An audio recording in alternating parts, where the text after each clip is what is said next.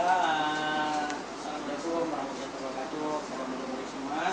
Waalaikumsalam, Cikgu.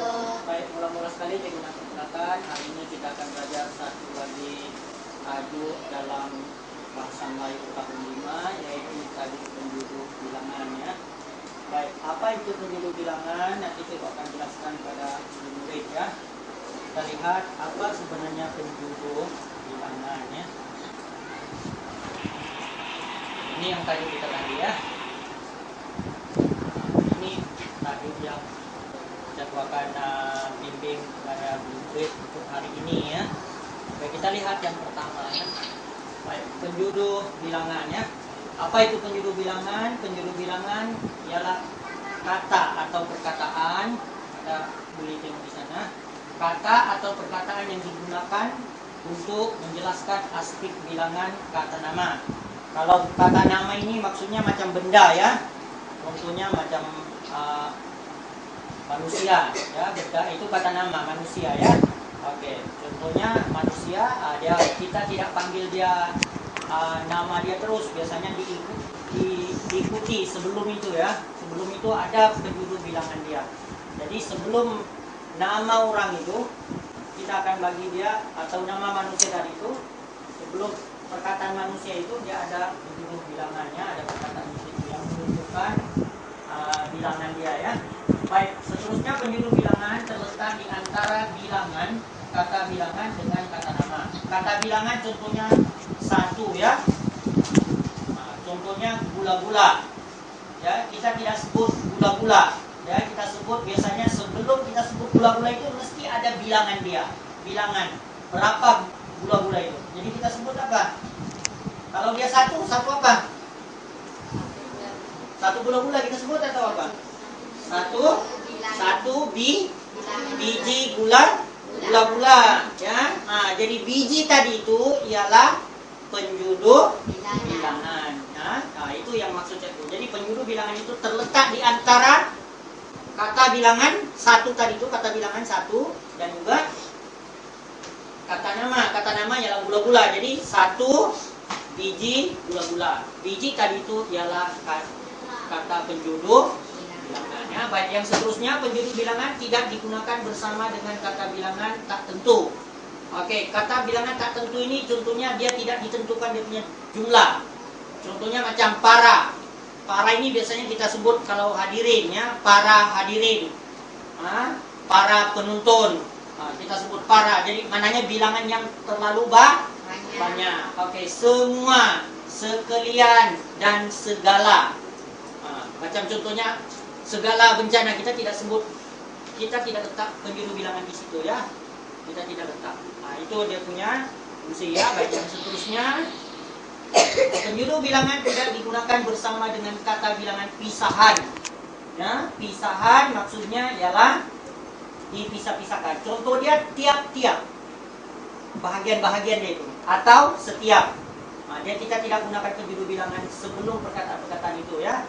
Oke, kemudian penjuru bilangan tidak diperlukan untuk menghitung kata nama abstrak.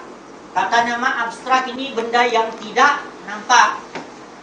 Hanya kita sebut saja benda yang kita tidak nampak. Kalau benda macam meja, kerusi, tempat duduk murid-murid, itu dipanggil benda konkret.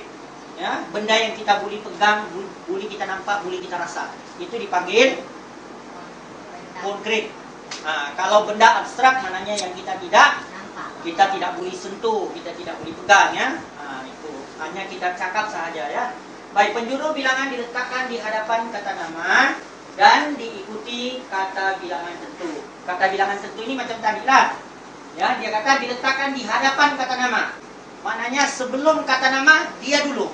Macam tadi Cikgu bagi contoh, satu biji gula-gula. Kata nama ialah gula-gula. Sebelum gula-gula tadi itu kata penjuru bilangan dulu, yaitu biji tadi ya. Oke, itu yang dimaksudkan ya. Baik, yang seterusnya penggunaan penjuru bilangan dalam ayat dapat melengkapkan struktur sesuatu ayat bahasa Melayu ya. Oke, lengkap ayat itu. Kalau kita sebut tadi ayatnya satu biji gula-gula, biji tadi itu melengkapkan ayat. Kalau kita sebut satu gula-gula, ayat tidak lengkap. Itu maksud dia ya. Ayat tidak lengkap kalau tidak ada penjuru bilangan. Baik, yang seterusnya wujud penjuru bilangan yang digunakan untuk kata nama am konkret ya, am konkret. Contoh kata nama am konkret contohnya ialah bungkus ya. Kemudian botol. Biasanya kalau macam minuman dia dibotolkan, diletak dalam botol. Jadi kita tidak sebut 1 liter minuman. Nah, itu bilangan dia punya ukuran.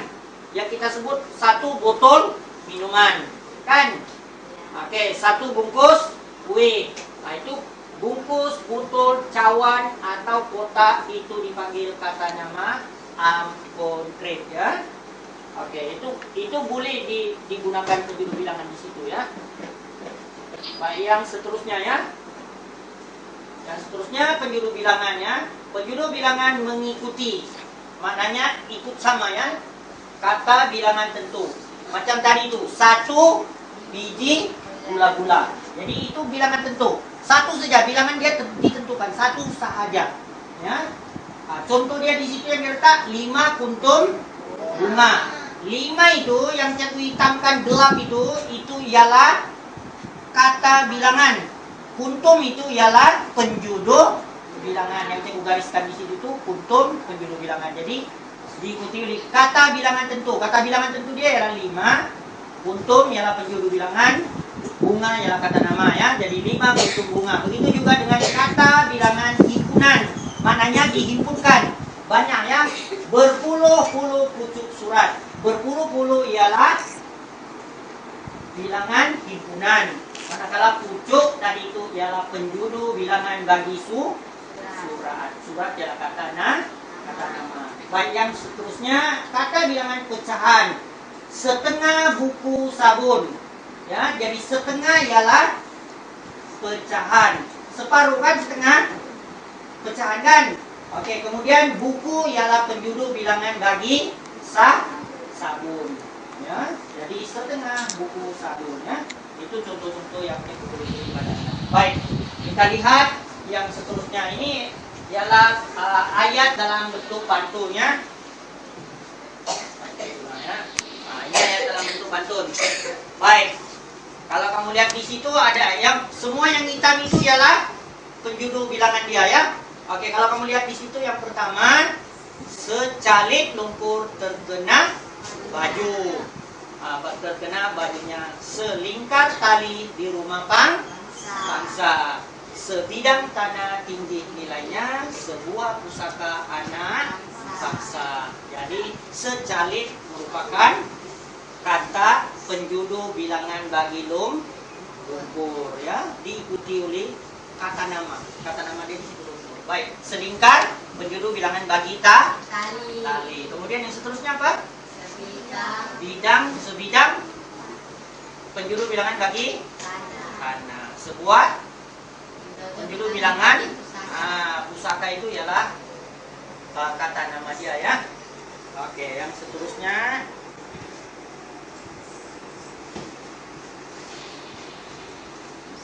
baik. Oke, coba baca. Siapa yang boleh baca ayat? Siapa boleh baca? Azleniza baca. 10 pasang baju berbelah. Oke. 9 tanah milik pengantin. Sepucuk surat di dalam balang. Kenapa tidak sebentuk cincin? Oke. Ini pantun ya, pantun. Kamu sudah belajar pantun kan? Masa tempat. Oke.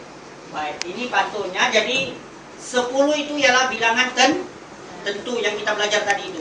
Tentu kan? Nah, bilangan tentu. Oke. Baik, pasang ialah penjuru bilangan bagi baju. Baik. Bidang ialah penjuru bilangan bagi tanah. Sebidang maksudnya 1 bidang. Se itu menunjukkan satu ya. Oke, sepucuk. Pucuk menunjukkan bilangan surat. Penjuru bilangan bagi surat ya. Jadi sepucuk maksudnya 1 pucuk ya. Baik, kenapa tidak bentuk cincin? Baik, kalau cincin, penjuru bilangan bagi cincinnya lah bentuk, bukan buah ya, bentuk. Jadi kalau ditanya nanti, kalau kamu menjawab dalam pemeriksaan, kalau kamu jumpa perkataan cincin, Kemudian dia kosongkan yang bentuk itu, jawabannya, pilihan jawabannya adalah bentuk. Ya, bentuk penjuru bilangan bagi cincin ya. Oke, yang seterusnya ya. Oke, baik. Yang seterusnya, siapa lagi yang nak baca? Oke. Nah, Dayang dulu baca. Kuat. Sebuah rumah menuju kejauhan sehelai kain atas jemuran seketul baju jadi taruhan. Mengapa bukan sebutir jemuran? Oke, bagus ya. Dan ada pantunnya bagus ya. Baik, kalau kamu lihat di situ, sebuah rumah nun di kejauhan sehelai kain atas jemuran. Seketul batu jadi taruhan, mengapa bukan sebutir berlian. Oke. Buah ialah penjuru bilangan bagi rumah. Helai penjuru bilangan bagi kain. Ketul penjuru bilangan bagi batu ya. Dan butir penjuru bilangan bagi berlian ataupun pasir. Benda yang berbutir, butir-butir tuh macam pasir, berlian, kita sebut penjuru bilangan dia ialah butir ya. Oke, kita teruskan. Oke, kita lihat di situ. Oke, siapa nak baca? Oke, baca dulu. Ini apa? Sofika. Baca. Kuat.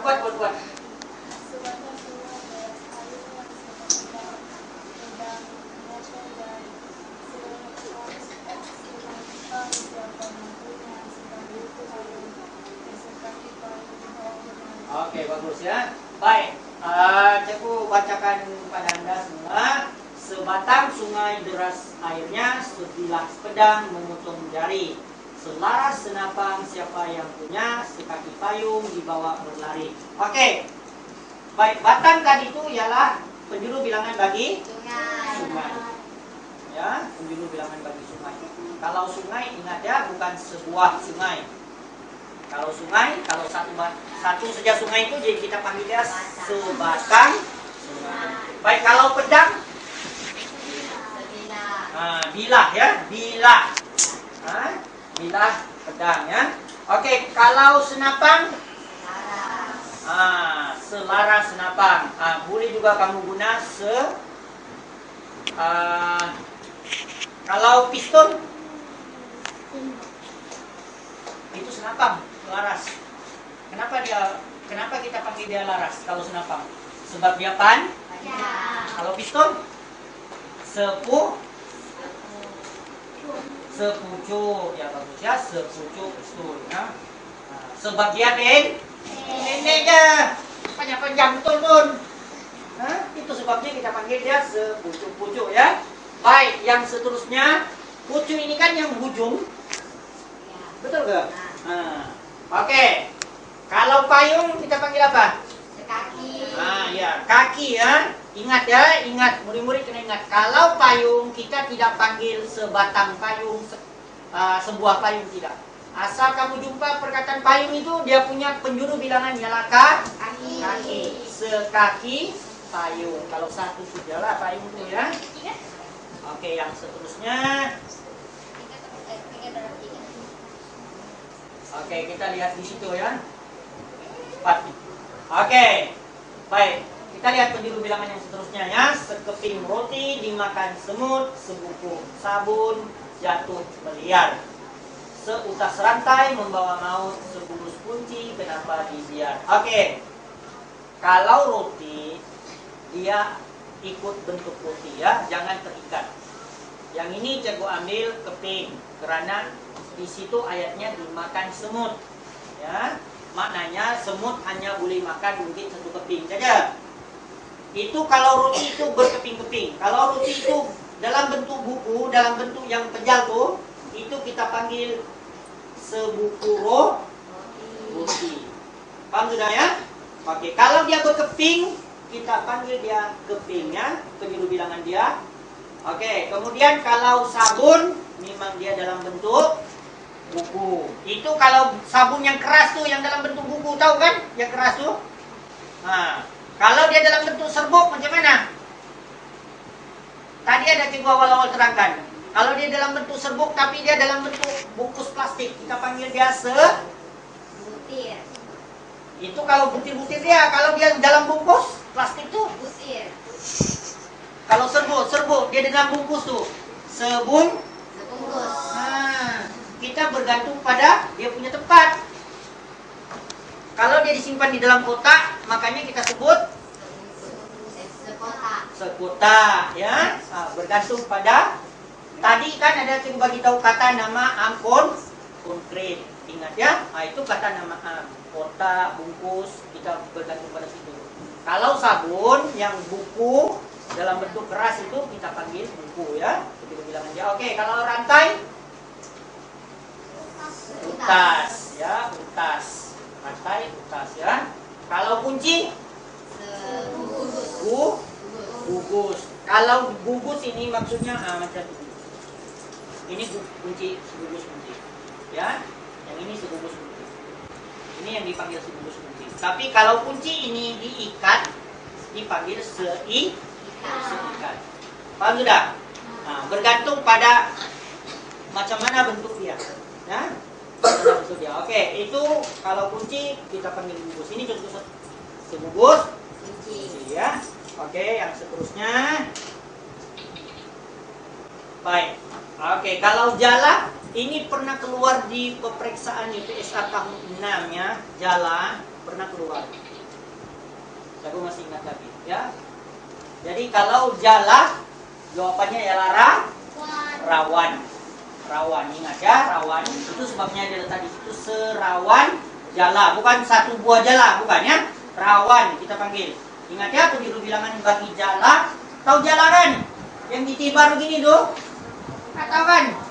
Nah, jadi jala kita panggil dia rawan ya. Penjuru bilangan bagi jala ialah rawan. Jadi kalau kamu baca di situ, serawan jala di bawah belayar jadi hantaran putra mahkota. Ya. Semangkuk madu jadi penawar, seorang putri jadi jelita. Oke, kalau mangkuk itu kata nama konkret ya. Maaf, kata nama konkret ya. Oke. Tapi kita letak di situ mangkuk itu sebagai ukuran bagi penjuru bilangan bagi madu karena dia diletak dalam ukuran mangkuk ya. Oke, jadi kita ambil mangkuk itu semangkuk, maksudnya satu mangkuk sebagai ukuran bagi madu tadi itu. Jadi menjadi penjuru bilangan dia ya. Bilangan dia ya, bilangan. Oke, seorang orang ialah penjuru bilangan bagi manusia.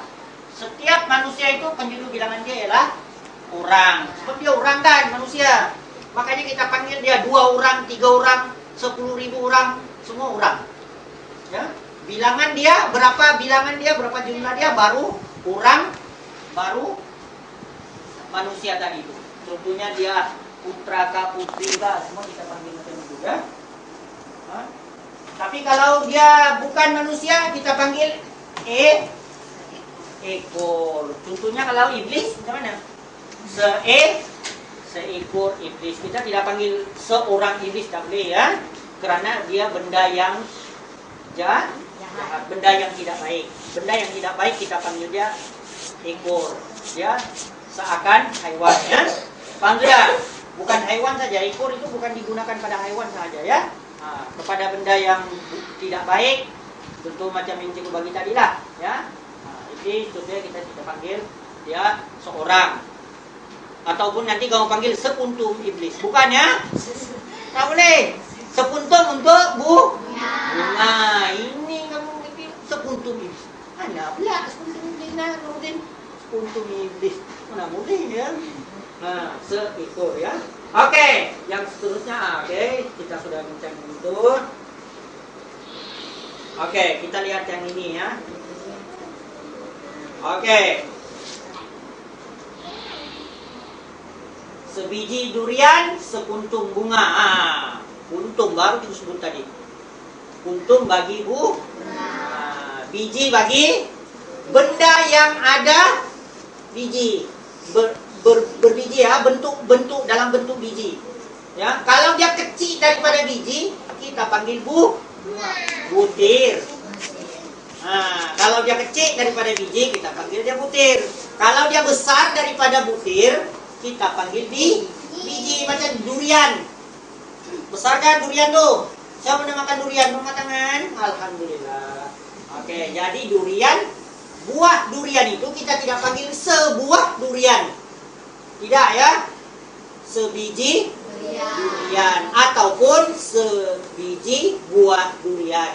Nah, macam itu boleh ya. Oke, baik, sebiji durian, sekuntum bunga, jadi idaman, seekor kera. Nah, kera dia kita panggil dia seekor ataupun ekor. Kenapa? Sebab kera ada ekor. Lagipun kera itu ialah sejenis hewan. Tidak bolehlah kita sebut dia sekuntum kera. Seorang kera, tak boleh. Dia bukan manusia. Orang hanya digunakan kepada manusia ya. Jangan kamu pandai tukar seorang kera, tak boleh. Kayak kamu jadi salah ya. Jadi kera itu kita guna penjuru bilangan ekor ya. Oke, yang seterusnya sedetik masa sangat berharga. Cukup pilih masa karena biasanya kamu tidak pasti ya masa itu apa dia punya penjuru bilangan. Oke, kalau masa itu cepat berdetik, oleh karena masa itu berdetik saat contohnya, jadi kita panggil detik. Kalau dia jam, 1 jam contohnya, 1 jam dia punya masa. Sejam. Ikut bilangan dia. Itu namanya penjuduh bilangan. Ya, ikut bilangan dia. Oke. Baik, yang seterusnya jangan leka sebarang perkara. Barang ya. Penjuru bilangan bagi perkara itu perkara yang umum. Perkara yang umum kita letak penjuru bilangan dia ialah barang. Ya. Barang. Macam kata ganti nama, ya. Kamu selalu guna perkataan, ada satu perkataan yang menjadi kegemaran murid-murid guna dalam perbualan seharian, yaitu dipanggil kata ganti nama umum. Ini yang barang itu ialah penjuduh bilangan bagi perkara umum. Perkara itu ialah benda yang umum, ya. Yang cikgu nak sampaikan pada Anda itu ialah barang tadi itu ya, penjuduh bilangan. Kalau Anda tahu perkataan anu, anu. Setiap kali kamu bercerita dengan kawan-kawan, anu. Orang pun si anu. Tidak kamu sebut, jarang kamu sebut nama, betul tak? Anu tadi itu ialah kata ganti nama umum. Tidak salah tuh digunakan. Sama lah tadi itu perkara itu ialah kata nama umum. Ya. Oke, baik, itu yang terusnya ya. Oke. Kita lihat yang ini ya. Baik. Oke, cikgu pilih yang ini supaya kamu tahu kalau burung apa dia? Seekor. Ekor ya, tapi kalau dia berpasangan sepasang atau sekawan ini dia lebih banyak sudah. Bukan 2 ekor saja, mungkin dia 3-4 ekor sudah. Ya, dia banyak kan. Kadang-kadang kamu tengok burung dia terbang macam apa yang burung yang terbang petang-petang tuh, burung kelawar kan? Yang burung kelawar tuh dia banyak kan dia terbang? Dia bukan 1-2 ekor, jarang dia terbang 1-2 ekor, dia banyak ya. Jadi itu kita panggil sekawannya. Oke, kawannya. Kita tidak boleh letak sekumpulan burung. Tak boleh, dia bukan kumpulan, hanya boleh digunakan pada bilangan yang banyak bagi kumpulan yang melakukan kerja yang baik. Contohnya macam tentera, sekumpulan tentera boleh, sepasukan tentera boleh. Tapi kalau orang jahat, ada 5 orang pencuri di situ, kita panggil apa? Sekumpulan pencuri? Nah, kita panggil apa? Bukan sekumpulan ya, bukan sekumpulan pencuri, tak boleh. Sepasukan pencuri, tak boleh. Dia jahat. benda jahat yang dia buat tuh bukan dia yang jahat, benda yang dia buat itu yang jahat. Jadi kita panggil segerumbulan. Ya, ingat tuh ya, segerumbulan. Oke, yang seterusnya, sekawan burung lika berterbangan mencari dahan pokok jambu. Pokok ya, pokok ialah penjuru bilangan bagi benda yang ada pokok. Ya. Oke, sehiris timun jadi hidangan, kurang membeli segumpal kekabu. Baik, hiris ya. Bila timun itu satu biji timun macam ini, itu dipanggil sebiji timun, buah timun ya. Tapi kalau dia sudah dipotong-potong, dihiris-hiris, sehiris. Satu hiris itu sehiris lah. Tahu kan, macam bawang. Kalau masih lagi dia ketuk-ketuk macam ini, sebiji bawang masih biji lagi. Tapi bila dipotong-potong sudah itu bawang, Sehiris bawang. tapi kalau dia dibuka saja daripada dia punya bawang itu apa? Ulas. Dapat sudah? Oke, saya sudah bagi tahu satu-satu gambaran dia. Oke. Kemudian gumpal ya. Gumpal ini bagi benda yang kita gumpalkan. Kekabu, tahu gak kekabu? Yang disimpan di bantal kamu itu, kapuk tuh. Banyak kan kapuk itu? Kekabu ya, dalam bahasa Melayu dipanggil kekabu ya. Banyak kamu punya kekabu itu, kapuk itu, kamu tidak ambil.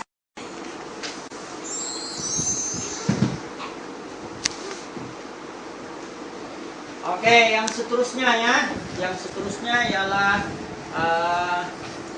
untuk penjuru bilangan bagi burung ialah kawannya ataupun kawan. Kalau burung itu lebih daripada bilangan 2 ya.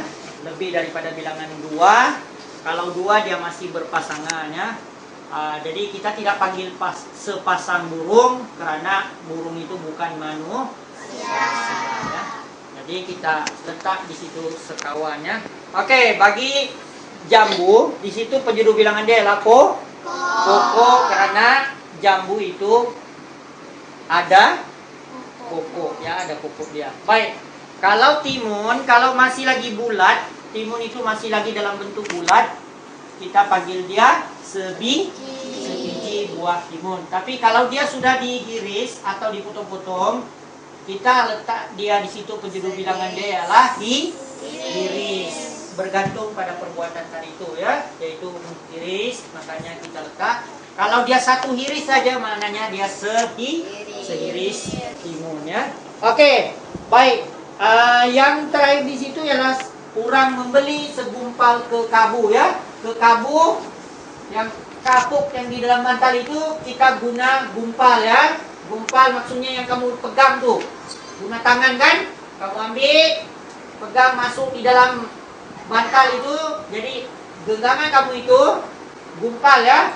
Kalau pasir pun, kalau contohnya kamu ambil pasir, kemudian pasir itu kamu ambil genggam macam ini, segenggam pasir atau segumpal pasir ya. Gumpal ini benda yang kalau kamu gumpalkan begini, dia jadi bentuk bulat tuh. Dia tidak terpisah-pisah. Kan? Nah, itu gumpal ya. Maknanya melekat antara satu sama lain, itu gumpal. Tapi kalau pasir itu dia tidak basah, contohnya pasir yang kering, kalau kamu ambil pakai tangan kemudian kamu boleh letak macam ini, dia tertabur juga, itu dipanggil genggam. Ikut genggaman kamu itu ya.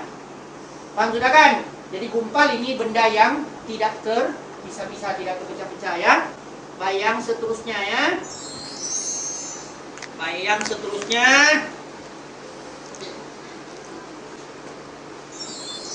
Oke, Adi memakan setungkul jagung, Siti membeli setandan pisang. Timbunan harta tidaklah agung, berbanding seketul hati yang tenang. Oke, baik. Kalau kamu lihat di situ, kenapa kita letak tungkul bagi jagung tadi itu? Kalau dia buah jagung tuh dia butir-butir dia saja itu yang kamu makan, satu butir saja. Adik kamu kasih tinggal sama kamu dalam tetangkanya itu, tungkulnya itu satu butir saja. Maka kita panggil sebutir buah jagung. Tapi ini dia kan adik kamu bagi tinggal kamu satu kali itu satu. Macam ini kan penuh lagi masih. Kan? Jadinya kita panggil tungkul ya, tungkul. Oke. Baik, bukan tunggul ya. Tunggul pula, tungkul ya. Oke, kemudian di situ Siti membeli setandan pisang. Kalau pisang itu dalam bentuk tandan, kita panggil dia tandan.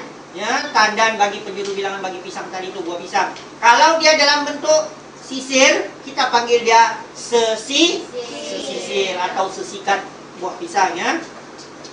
Baik, timbunan harta tidaklah agung. Timbunan ini maknanya penjuru bilangan bagi benda yang banyak. Yang ditimbunkan, bertimbun. Ya, bertimbun tahu kan? Bertimbun gitu ya. Oke, kemudian yang seterusnya ialah berbanding seketul hati yang tenang. Kalau hati kita boleh guna perkataan ataupun penjuru bilangan ketul ataupun gumpal ya. Gumpal hati, seketul hati, bukan sekeping hati. Boleh ya kalau hati itu sudah dipotong-potong pakai keping. Bukan hati orang. Hati yang membuka di lapang sudah kan? Di lapang, tahu di lapang kan? Dia potong-potong sudah. Sekeping hati, sekeping saja. Kalau dihiris-hiris, sehiris hati dah. Sehiris hati lembu. Yang ngomong sehiris hati saja. Mati orang tu kalau pernah hiris hatinya. Ya? Jadi ini ketul, maknanya masih lagi dalam bentuk yang ketul itu ya. Oke, yang itu saja yang saya dapat sampaikan pada Anda hari ini. Dan sebelum kita mengakhiri kita punya pembelajaran hari ini, saya mengucapkan ribuan terima kasih kepada Anda kerana mengambil perhatian dan memberi kerjasama sepanjang sisi pembelajaran kita pada hari ini.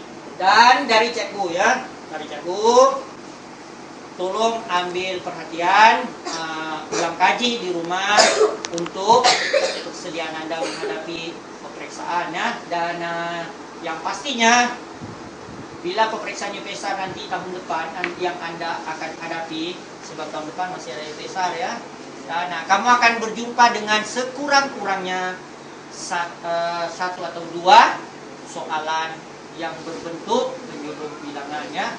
Dia isi tempat kosong nih di dalam soalan tata bahasa ya, di dalam soalan tata bahasa mengisi tempat kosong ya. Contoh dia macam di situ, Hadi memakan tempat kosong jagung, setunggul, B sebutir, D sekuntum, C sekuntum, D sebuah. Jadi jawaban dia ialah setung. Jadi itu contoh soalan yang biasa dalam peperiksaan. Soalan bentuk ini soalan yang agak mudah ya. Tapi kalau Anda tidak tahu apa itu penjuru bilangan, Anda akan merasa rumit ya. Jadi banyak-banyaklah berulang kaji di rumah, karena mengulang kaji itu adalah senjata yang paling ampuh Anda menghadapi peperiksaan ya. Oke, wabillahi taufiq wal hidayah. Assalamualaikum warahmatullahi wabarakatuh.